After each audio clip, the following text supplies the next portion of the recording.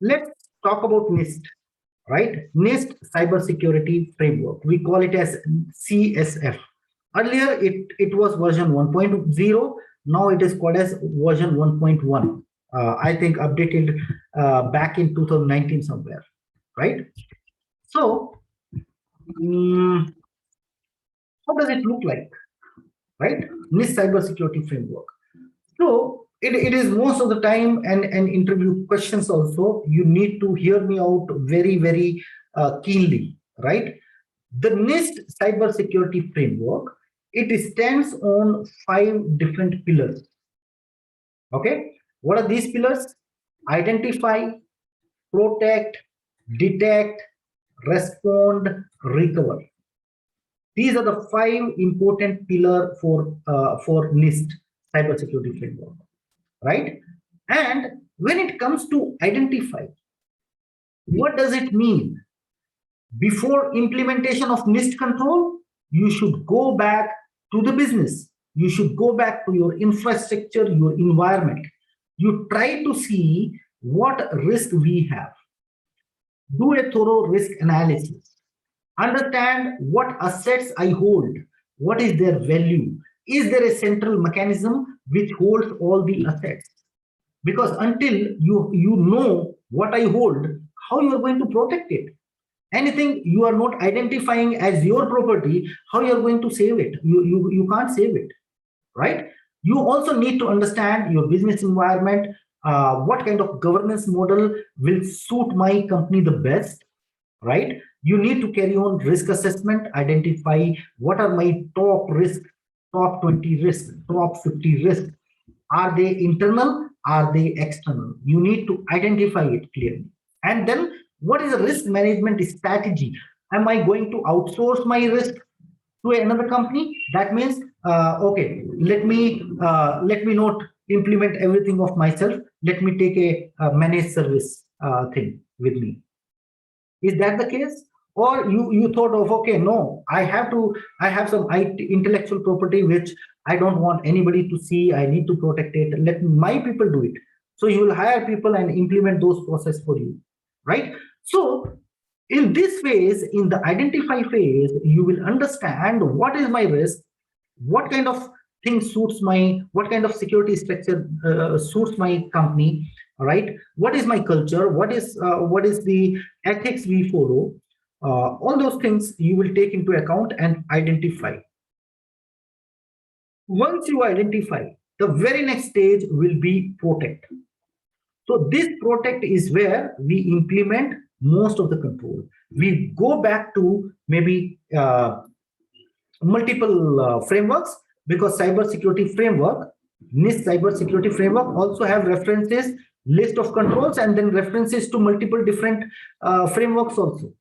It doesn't talk about that I am the only one. It is a very open framework. It talks about other frameworks also, right? Alternatively, you can also go to NIST 853. Pick up those controls and implement those here. What kind of controls? Access controls, awareness and training controls, data security controls, information protection processing and procedures, right? Maintenance, change controls, all those kind of things you will bring in here. So this is the stage wherein you actually implement all the controls in your company. Now that I have spent a lot of money in identification and implementation of the control, does it mean I am done with everything? Should I be sleeping comfortably? No, because we know it. No security controls is 100% secure. At some point of time, it is meant to be broken. It is just a matter of time. You cannot relax. You need to identify some controls, some monitoring mechanism which can tell you as and when any of the security control is breached. So you need to also have some detection mechanism on an ongoing basis, right? Because it is just as good as you identify your company, your facility, and then you plan, okay, there is going to be a gate, there is going to be a dog there, I'm going to have a security guard, I'm going to have a vehicle inspection mirror and all that. But keeping that only is not going to solve your problem. You need to have some detection controls. You need to have CCTV. You need to have some monitoring mechanism, as and where any traffic which comes inside your company, it is not a good one. It is malicious. It is not. It is deviated from what we are expected to do. The alarming system should send you an alarm, right? So that is the detection mechanism we are talking about. So all anomalies and events are the events which happens on the system. Any state change in any system triggers an event, right? Those events are then sending some logs. We are creating some logs. Sometimes these logs are pulled into a central repository. They are monitored in real time. We get some alarm. Then your security professional raise an incident. Then incident response team comes into picture, and then we respond to it. Right? So those anomalies and events you need to identify.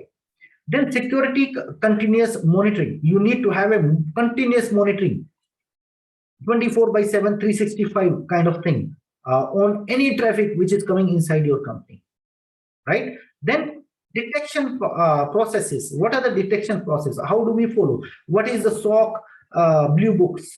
What is the incident response blue books? Those kind of things will fall in here, right? You are getting me? All of you are guys with me? What we are trying to detect? So this is internet. And this is your small company here. This boundary in physical world, it comes in the form of brick and cement and all that, and you would wires on that top of that, right? Then you have a gate. This is where people can come and go, and this is monitored well. But in digital world, how you will do it? Any idea? In digital world, there is no wall and brick and cement and all that, right? Then how you make this parameter for yourself? This parameter will come in difference of IP. Outside your company is called as public IP. Within your company, there will be an IP called as private IP. So it's a logical boundary.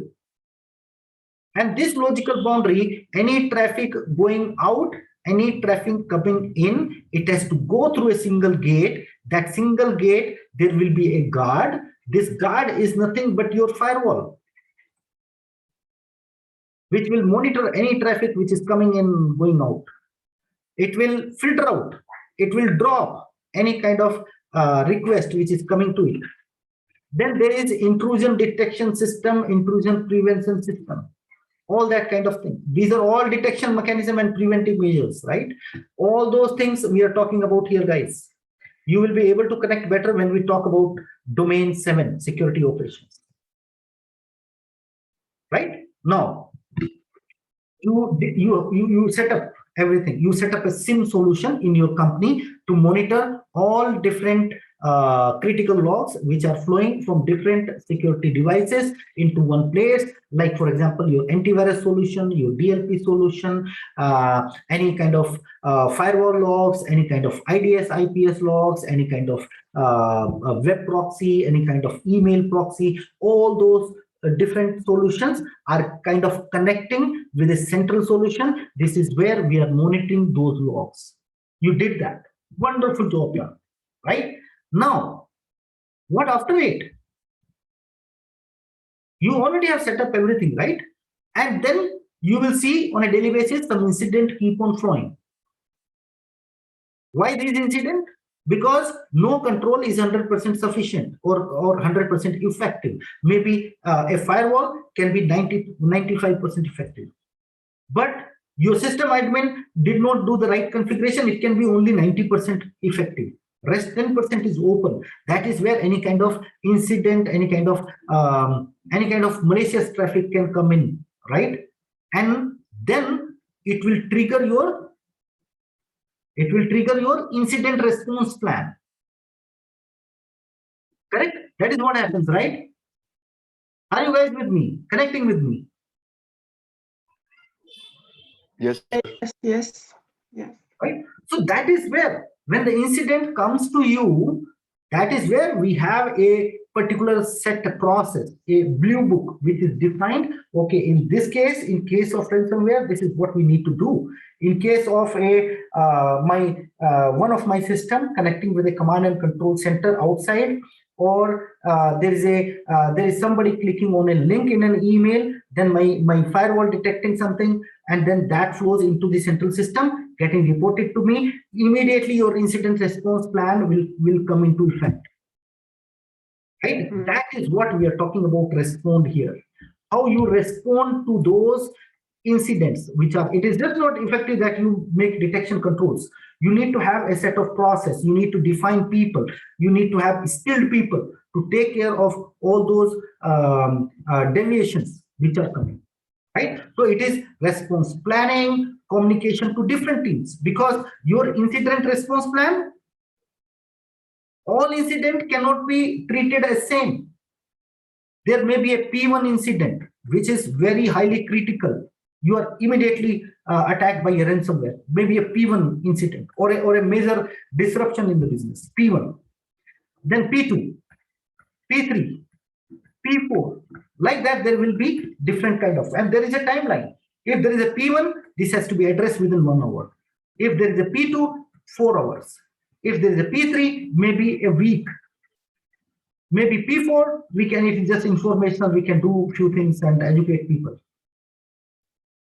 right? So you need to have a response plan. That is where you will respond, you will communicate to the right stakeholder, because sometimes you even need to communicate to the higher authorities, sometimes even outside your company as well. GDPR, you need to communicate to authorities if like lot of personal data is involved. Then analysis, you will do analysis, you will mitigate, you will improve, you will have something called as lesson learned. So that is the response phase. But guys, at some time, all this will even fail. Even your response plan will fail, because something is not in your control. Like Kabul, that day we spoken about Kabul, right? So what will happen in that case? Are you going to say, I can't control it, man, I am going home? Will that be a good statement?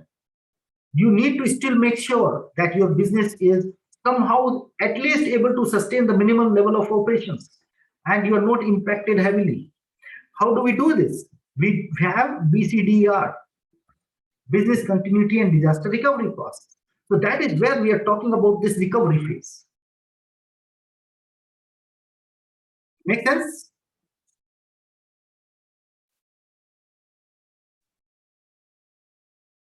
Is it making sense for you guys? Yes, This is the Yes. entire NIST framework, having 5 different important pillars we need to follow, and that is why I say one of my favorite framework to go with. Right, in the backend, you can also refer to 853. Lot of controls defined. There are control areas we call as AI, AB, AC, like that. You can pick up controls from there, right? And when it comes to NIST cybersecurity framework, it is designed not only for federal government, it is also designed for corporates to follow. So any agency, any US agency which is interacting with the federal government, they also are expected to follow certain security guidelines. That is where they can refer to this NIST cybersecurity framework and get themselves in line with the federal governments to do the business.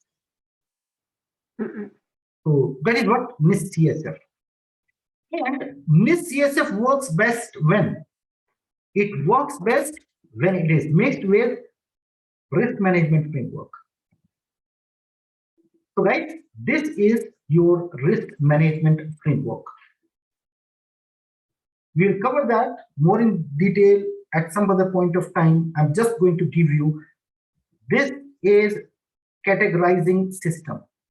You categorize system based on certain criteria, right? All the assets which are there with you, they should be having some asset value. You need to categorize them. Are they mission critical? Are they business critical? Are they like more than normal systems? We need to treat them, because security is all about investing right amount, right money at right place. We need to understand what are my most critical systems. Then based on that, you are going to select controls. You are going to test out some controls by implementation purpose. You need to assess those controls. That means on a regular basis, you are seeing the effectiveness of those controls, right? Then if you're comfortable with that, go for authorized systems. That means you check those controls, they are implemented, then you present to your leadership, this is how it is working, all fine, all great, and then your management will go and accredit that particular software or that particular control. And then when these are already implemented, that is where you are going to monitor it on a regular basis. So this is the risk management framework. It talks about, you can see different documentations here. Very good special documentation for categorizing the system, asset management and all that. Controls, 853. Implementation guideline, 834, 800, 128. Don't overbug yourself. Don't need to remember all this, right? Only remember like at least a few, I would say, right? But not all. Access control, 853A, then 837, authorization of the systems, right? And finally, this SP 837A itself is called as risk management framework. So this all is implemented for you. So your NIST cybersecurity framework works best with the risk management framework. It is just like a combination of 853 NIST special publication 853 plus NIST special publication 837. Deadly combination. Just like you understand, right? For ISO, there are two combinations, right? ISO 27001 plus ISO 27002. Likewise, here as well. So, NIST cybersecurity framework plus risk management framework is the best approach to have, so that you are implementing everything holistically.